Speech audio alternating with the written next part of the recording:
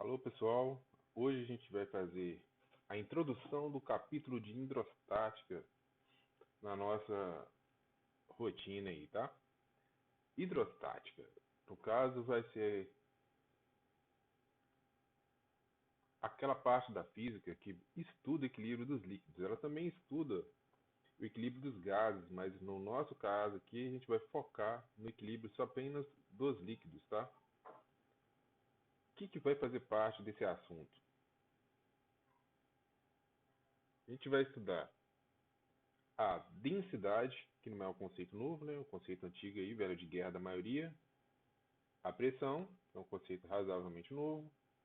Vou apresentar a lei de Stevin, o princípio de Pascal, o princípio de Arquimedes e as condições de flutuação. Mais todas as atividades que a gente vai fazer ao longo aí desse tópico, ok? Bora lá para o nosso primeiro princípio aí, que é a densidade. Densidade é a razão da massa e do volume expressa quanto espaço uma certa massa ocupa, né? Ficou esquisito aí, mas a ideia basicamente é o seguinte: você tem um objeto, esse objeto tem uma massa e ele ocupa um volume. Lembre que o objeto, né, não estou falando de uma substância específica, estou falando do objeto, ele pode ter diversas formas, ele pode ser oco, ele pode ser maciço, e isso vai influenciar nessa densidade dele. Então a densidade, no caso aqui, massa sobre volume, ela vai ter mais a ver com um objeto, tá? É o objeto aqui que a gente está tratando quando a gente está falando especificamente de densidade, tá? A unidade de medida padrão da densidade vai ser quilograma por metro cúbico. Tá? A densidade vai ser um dos fatores que a gente vai usar para explicar por que, por exemplo, os barcos flutuam. Tem um conceito próximo dela aí que é o de massa específica. A massa específica é a razão da massa por volume da substância, tá? Substância. Olha a diferença. Quando eu falo objeto, objeto pode ser feito de diversas substâncias. Quando eu falo substância, eu estou falando de uma substância muito específica, tá? Uma diferença aqui, ó, vai ser na equação. Massa sobre volume ainda, mas como é massa da substância, não massa do objeto, letrinha grega aqui, ρ, para diferenciar a massa específica da densidade.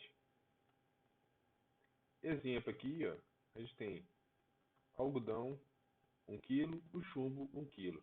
Eu tenho massas iguais, mas volumes diferentes, porque a densidade do chumbo é bem maior que a densidade do algodão. Comparando aqui ouro e alumínio. Tá? O ouro é muito mais denso que o alumínio. Eu vou ter, nesse caso específico, o mesmo volume, mas as massas diferentes. Olha aqui meu quadradinho, mesmo tamanho, mas esse aqui tem 19,3 gramas, esse aqui tem 2,7 gramas. Okay? Então a densidade é maior no caso aqui do ouro. Se eu pegar o ouro com a mão e o alumínio com a outra, eu vou sentir o ouro mais pesado. Vai ser essa sensação que eu vou ter. Tá? Lá no seu livro, eu vou ter essa tabela aqui com esses exemplos, né? Com a massa específica de diversas substâncias aí em gramas por centímetro cúbico. A gente já falei mais cedo que a unidade padrão é o quilograma por centímetro cúbico, mas é muito usado também o grama por centímetro cúbico. A gente vai ter que ter um trabalho aí de conversão de vez em quando. Então aqui tem desde a água, que é a menor massa específica desses exemplos, até o ouro, por exemplo, aqui, que é a maior massa específica desses exemplos. Então tenho vários objetos aqui. Repara para mim aqui, olha, prata, ouro, mercúrio, ferro, cobre, alumínio, são as maiores densidades, né? Os metais aí são bem mais compactos que a maioria das outras substâncias, né? Essa tabela você pode consultar lá na página 25 do seu livro didático, tá, gente? Densidade relativa. O que é densidade relativa? Eu tenho situações específicas que eu quero analisar como é que é a densidade de um corpo em relação a uma outra substância. Então eu vou ter uma comparação, que é a razão, entre duas densidades. Por exemplo, eu quero saber qual é a densidade relativa entre mercúrio e ouro, por exemplo. Eu vou dividir a densidade do mercúrio pela densidade do ouro. E vou obter um valor que vai ser a densidade relativa do mercúrio em relação ao ouro, tá? Então, eu vou ter sempre a substância aqui como um parâmetro, como uma referência. A densidade relativa, como ela é uma divisão entre duas densidades, ela vai ser uma grandeza adimensional, porque que, se eu colocar gramas por centímetro cúbico e gramas por centímetro cúbico, eu vou anular essas grandezas, tá certo? O peso específico. Peso específico, basicamente, você vai pegar a massa específica do corpo, multiplicar pela aceleração da gravidade, tá?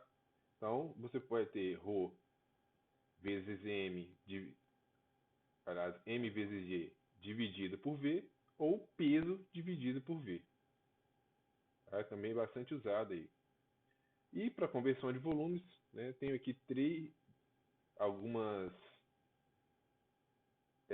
linhas para a gente usar na regra de 3 aí, que 1 metro cúbico são 1000 litros, 1000 centímetros cúbicos são 1 litro, que é a mesma coisa que 1 decímetro cúbico. Então, essas regrinhas aí vão ser muito importantes para a gente fazer exercício daqui para frente, tá, gente? O conceito de pressão. Pressão é uma grandeza escalar, tá? Apesar de ter a força aqui, que é um vetor, a gente vai ter a pressão como um escalar. Então, você aplica aqui a força numa certa área, certo? Você vai ter nessa área aqui uma grandeza que a gente chama de pressão. Tá? Unidade padrão de pressão é o Newton por metro quadrado, que recebeu o nome de Pascal. Tá? Então, força dividida por área é a nossa grandeza de pressão. O conceito aqui, como é que é? Vamos entender então. Para furar objetos, né, para a gente fazer corte, fazer furo, bater prego, cortar com machado, qualquer dessas operações, dessas tarefas do dia a dia, elas estão dependendo, na verdade, da pressão. A gente tem aí no senso comum a ideia de que se a faca está cega, eu tenho que aumentar a força, não é isso? Por que isso acontece? E é mais seguro usar uma faca cega, é mais seguro usar uma faca afiada? A ideia é o seguinte, ó, a gente pode cortar o objeto usando uma força menor se o objeto estiver afiado, tá? Porque o que importa não é a força, não é a área, é a pressão que você aplica no objeto para ele ceder e partir ou furar, né, de alguma dessas formas aí. Então sempre é melhor você afiar as suas ferramentas, né? Afiar o seu serrote, usar pregos afiados, usar a faca afiada é mais seguro, tá? E mais eficiente, né? E tem a chavezinha para a gente poder dar uma olhada. Ó, se eu bater aqui com o martelo no pino, ele não vai furar a parede, porque a área de contato aqui, ó, é muito grande, então fica mais difícil. Eu tenho que não consigo fazer a pressão necessária para que esse pino entre na parede. Mas no caso do prego, eu vou ter uma área de contato aqui na ponta muito menor, tá? Então, com menor área, vai ser mais fácil furar essa parede aqui. Essa aqui é uma linha de conversão para a gente usar para a pressão atmosférica. Como é que é a pressão atmosférica? Eu vou ter o peso, por exemplo, do ar sobre a cabeça da gente, ele também vai exercer uma pressão, ele faz uma força. A gente não percebe isso no dia a dia porque a gente vive dentro da atmosfera, não é isso? Mas aí ao nível do mar, eu vou ter a pressão de uma atmosfera que tem a mesma equivalência de 76 milímetros de mercúrio, que tem o mesmo valor de 100 mil pascal, ou 1 vezes 10 a 5 pascais. E isso fecha aqui a nossa introdução para hidrostática com as questões de densidade e pressão. Amanhã eu vou estar aí disponível lá no Skype para tirar dúvidas e eu gostaria que você fizesse os exercícios desses dois capítulos aí, que são as páginas 26 e 27 e a página 29 e 30 do livro didático, ok? Abraço para vocês, até o próximo encontro da gente aí.